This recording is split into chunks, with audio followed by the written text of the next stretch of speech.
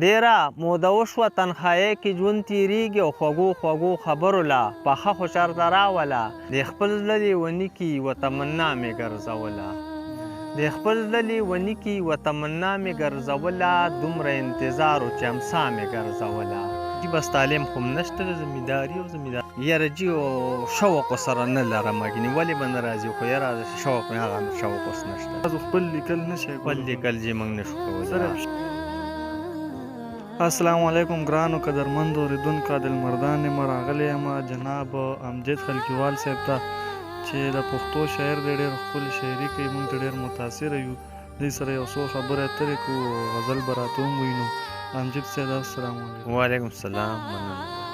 امجد صاحب دا راته ووایي چې پښتو شاعرۍ ته کله نه راغلی یاره جي بس موږ خو زمیندارو دی پټي کې به م کار مار کوو بس هلکانو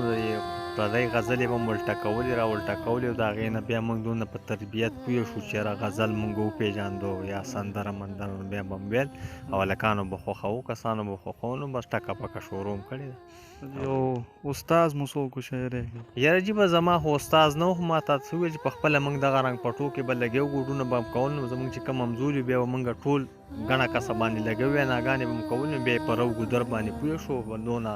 دغه راکې کېناستو چې یاره موږ غزل او سندره وپېژاندله او ټکي وپېژاندل نو هغې نه موږ شروع کړې بیا ټکه پکه چې کوم شوقین کسان یې رابلل نو ویډیو بیا رانه کوله امجد صاحب تعلیم مو څومره کړی یاره جي بس تعلیم خو م نشته د زمینداري او زمینداره به م کوله اوس یې م کوو شکر الحمدلله او تعلیم م نه دی کړی امجد صاحب دا چا شاعرۍ نه ډېر متاثر دی یاره شاعري خو بس زما د ټولو شاعرانو خوښه ده مطلب چې کوم شاعران یې په شاعرۍ باندې خپل کسر وښیږي نو الحمدلله ټول شاعران ښه مزېدار دي او خوند ماله راکوي مزه او امجد صاحب کتاب به مو چاپ کړی یا داسې څونه غزل مو یاره کتاب خو جي ما سره څه وخت کې د لیکلو واله را سره و هغه څه شپاړسم تعلیم او ما لیکل کول کاپي لیکل موږ ته ما نه خو هېر دي خو ما سره اوس هم صندوق کې پراته دي بلا لیکل ما سره پراته دي هغه کتاب ته نه اړوي چې کتابي شکل یاره ورته جي کتاب خو ټیم کې هغه لس شل ورځې لیکل کړي د کتاب خو مطلب دا ډېره وینا کتاب پوره شوی هم نه و زما خپل تعلیم نه و هغه بیا بې شوقه شو لیکل یې نه کول نو ما نه بیا لیکل خو خپل نه کېده نو بس بیا پاتې شو کتاب به زه دا ویم چې نه و پوره شوی نو تاسو خپل لیکل نشئ خپل لیکل جي موږ نشو کولی صرف شعر ذهن کې او راځي شعر بس زما به چې کله لیکل هغه نه کول هغه هلک نو بس بیا به چې کوم یار اشنا به راته وویل نو ما به یو غزل دوه په ذهن کې کېنوه یار سړي به نو موبایل نه شعر کول او خلکو به خوښول دغه شوق یې راکې پیدا شوی او دغه به یې بیا کول اوس تاسو لیکلو والا کس مطلب نشته چې څوک لیکلو او زما لیکل هم نشته اوس زما هغه شوق هم نشته اوس خو مطلب دا ستا غونته کې یار اشنا راشي ما مجبور کړي نو هغوی ته زه یو غزل زوړ ویم ګینې زما هغه شوق نشته اوس په ذهن کې هم نوې وینا زه نه کښېنوم که نه اوس داسې لیکل ذهن ته نه راځي نورې غزلې نوې چې یاره جي شوق ورسره نه لرم ګینې ولې به نه راځي خو یاره شوق مې هغه شوق اوس نشته اوس نشته لږ شوق ختم شوی او هغه شوق مې نشته او د مینهوالو لپاره اکثر زوړ غزل چې کوم دی نو ویم نو په هغې باندې خوشحالېږي او ورته وویم بس امجد صاحب غزل زوړ غزل دی وایي د خپل زړه لیوني کې یوه تمنا مې ګرځوله د خپل زړه لیوني کې یوه تمنا مې ګرځوله دومره انتظار و چې امسا مې ګرځوله او هسې لباسي خو مې خوله ډکه د خندا وه هسې لباسي خو مې خوله ډکه د خندا وه ځان له غرې ونیولې وم جړا مې ګرځوله او هغه هر وخت سینګار وه او په ادابه ګرځېدله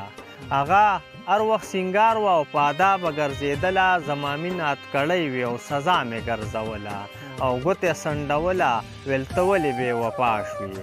ګوتې سنډوله ویل ته ولې بې وفا شوې ویل ستا مینه د ځان سره رڼا مې ګرځوله او همزولو ورته ویل د امجد الکیوال د زړه نه خوښې همزولو ورته ویل ته د امجد د زړه نه خوښې ځان یې په ځان دروند کو په هوا مې ګرځوله دومره انتظار چې امسا مې ګرځوله غزل دی وایي نصیبه را بیدار شه اخیسته خو چرته راوله نصیبه را بیدار شه اخیسته خو چرته راوله او نور مایوسه کېږمه هغه خو چرته راوله او ډېره موده وشوه تنهایۍ کې ژوند تېرېږي ډیره موده وشوه تنهایۍ کې ژوند تېرېږي او خوږو خوږو خبرو له پخه خو چرته راوله او ریباره ټول عمري به د انسان منم تعدي کوه ریباره ټول عمرې به د انسان منم تادي کوه او زه نور د کټ کېږم معشوقه خو چرته راوله او ربه زما پیره د سپرلي مسته واکه ربه زما پیره د سپرلي مسته واکه او هغه قدرتي جوړه ګلدسته خو چرته راوله او ډېره موده وشوه چې د کلي نه بهر تلې ډېره موده وشوه چې د کلي نه بهر تلې ام جدل کیوال په پردیسۍ کې دی خفه خو چرته راوله